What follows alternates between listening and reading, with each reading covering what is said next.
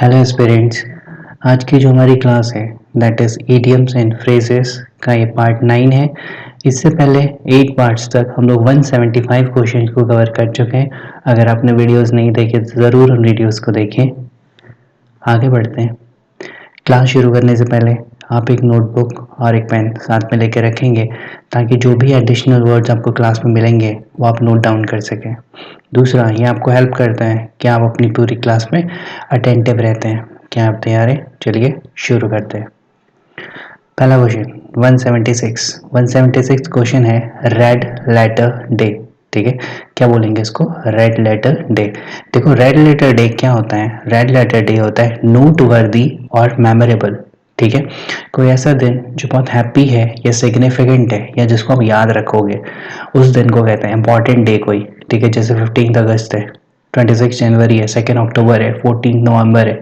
ठीक है ना, इंडिपेंडेंस डे, रिपब्लिक डे, ये सब जो दिन है वो हमारे लिए क्या है? रेड लेटर डे हैं। ठीक है, समझ आया? तो इन क्वेश्चन को ऐसे समझेंगे। अगला देखो, यहाँ पे एक एग्जांपल में आगे उसने लिखा हुआ है दूसरा word that is gala day. Gala day पता है कौन सा होता है? ध्यान से समझेंगे। एक ऐसा दिन जिससे स्पोर्ट्स और एंटरटेनमेंट एक्टिविटीज करवाई जाती हैं स्कूल या कॉलेजेस में, ये किसी चैरिटी के फंक्शन के लिए। ठीक है, तो उसको क्या बोलेंगे? उसको बोलेंगे गाला डे। ठीक है, जब स्पोर्ट्स या एंटरटेनमेंट की कोई एक्टिविटी कराई जाती है रेज करने के लिए मनी, ठीक है, उसको बोलेंगे। ठीक हो गया।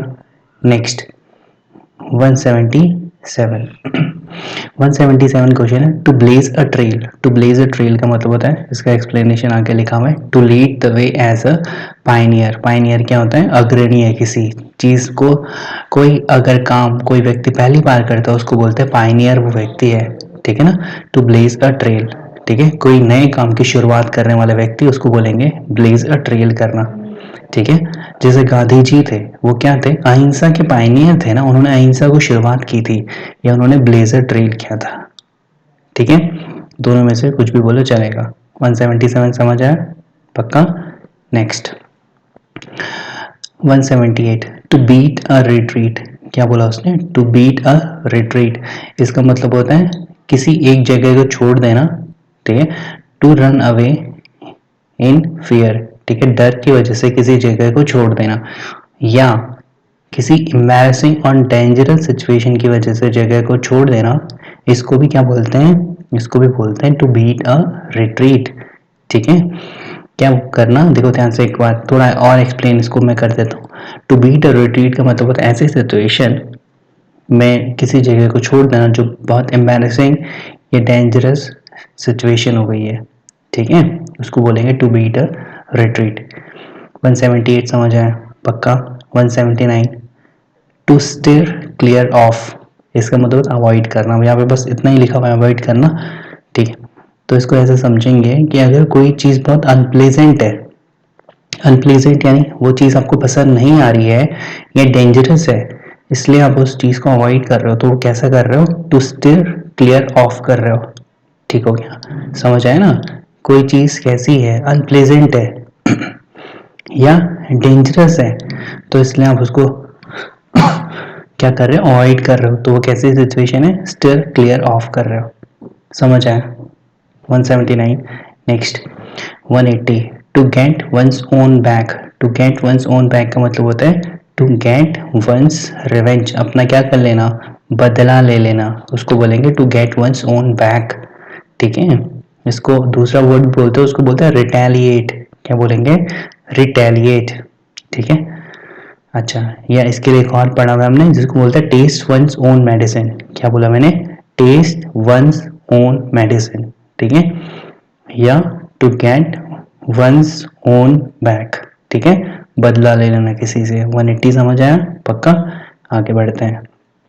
To run across.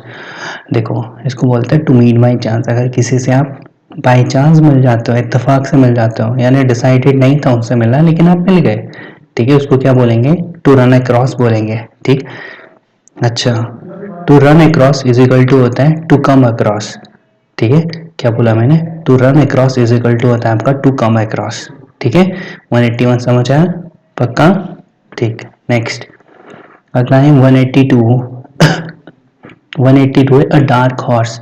A dark horse कैसा होता है? N अनफॉरसीन competitor. अनफॉरसीन का मतलब क्या होता है, पहले इसको समझेंगे। अनफॉरसीन मतलब जिसको आपने कभी देखा ही नहीं है पहले, ऐसा कोई कॉम्पिटिटर आ गया, प्रतिद्वंदी आ गया, ठीक है। एन अनएक्सपेक्टेड विनर इसको बोलते हैं। क्या बोला मैंने?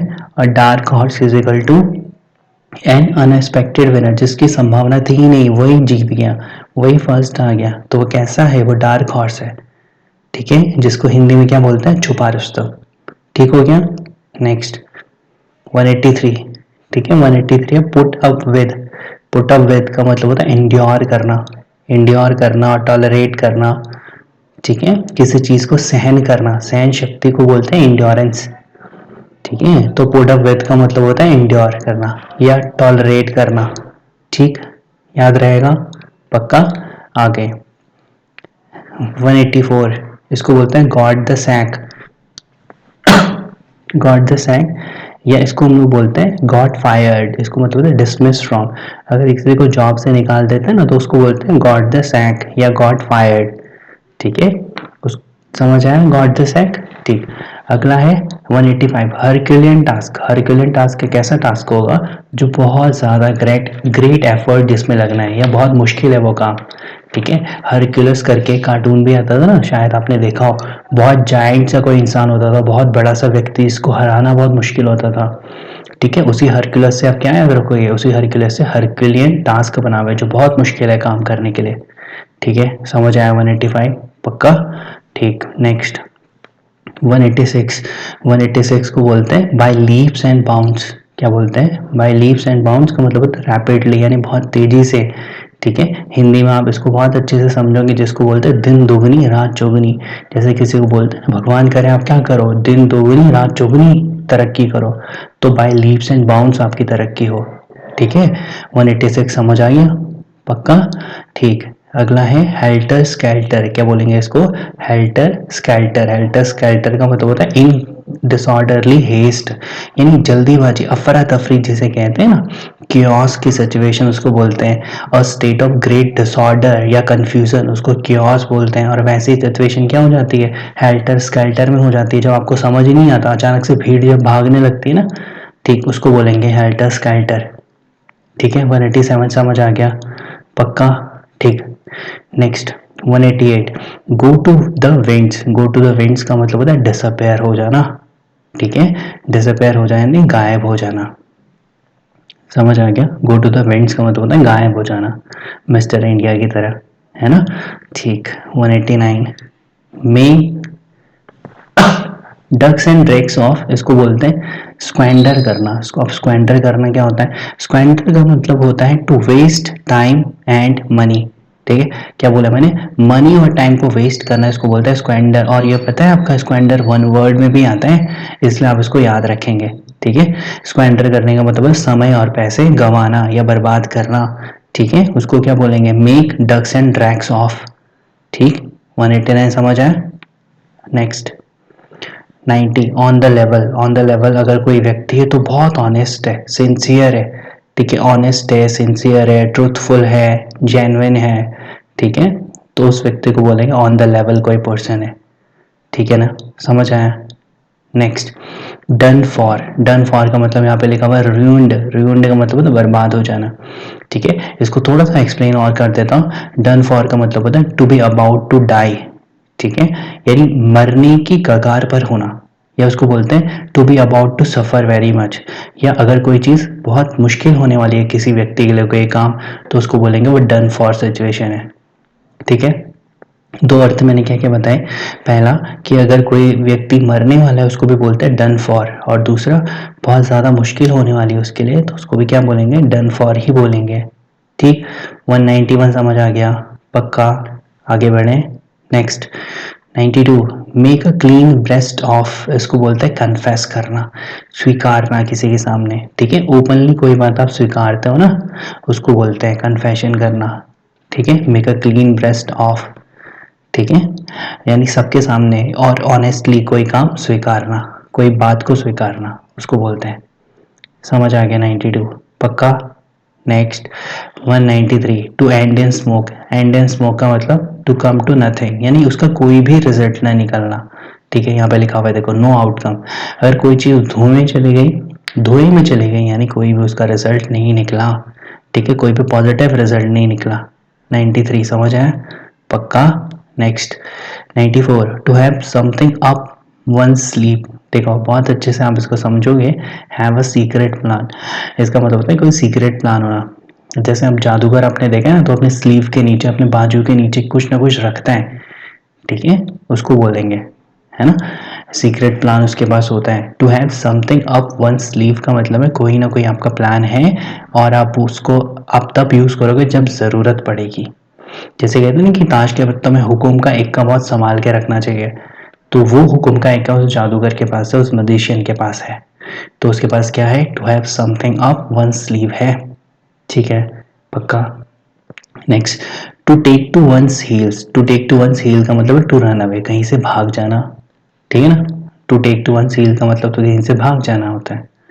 अगला 96, एट स्नेल स्पेस। स्नेल ना एक एनिमल होता है, मतलब क्रिएचर होता है छोटा सा, ठीक है, उसकी पेस यानी गति होती है, ठीक है, पेस के जूते भी आते हैं बाय द वे, ठीक है। तो उसका मतलब होता है to do things very slowly, कोई काम को बहुत स्लोली करना, स्नेल की पेस पे करना, ठीक है, उसको बोलेंगे एट स्नेल स्पेस।